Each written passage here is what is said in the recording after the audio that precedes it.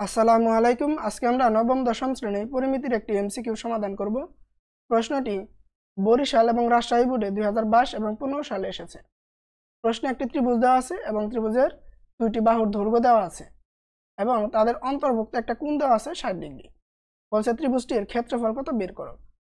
তো কোন একটি ত্রিভুজের দুইটি বাহুর দৈর্ঘ্য এবং তাদের অন্তর্ভুক্ত কোণ দেওয়া থাকলে ক্ষেত্রফল নির্ণয়ের সূত্র হচ্ছে হাফ এবি সাইন থিটা। এখানে এবি বলতে বোঝায় ওই ত্রিভুজের দুটি বাহুর দৈর্ঘ্য। আমরা 6 কে ধরলাম এ এবং 8 কে ধরলাম বি ইন্টু সাইন থিটা হচ্ছে কত 60 ডিগ্রি।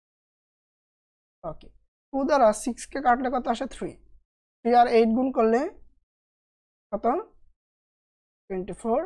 সাইন 60 ডিগ্রির মান কত √3/2 √3/2। 2 দ্বারা 24 কে কাটলে কত আসে 12 আর √3 গুণ হলে 12√3। এটা হচ্ছে আমাদের ক্ষেত্রফল। তাহলে অ্যান্সার কি খ নাম্বার। আশা করি বুঝতে পারছো। তোমরা যদি এরকম আরো ভিডিও দেখতে চাও তাহলে ইউটিউব, ফেসবুক, টিকটক সকল জায়গায় আমাদের ফলো করতে পারো। আর আমাদের খুঁজে পেতে সার্চ করবা @BASICSCIENCE03। ধন্যবাদ, আল্লাহ হাফেজ।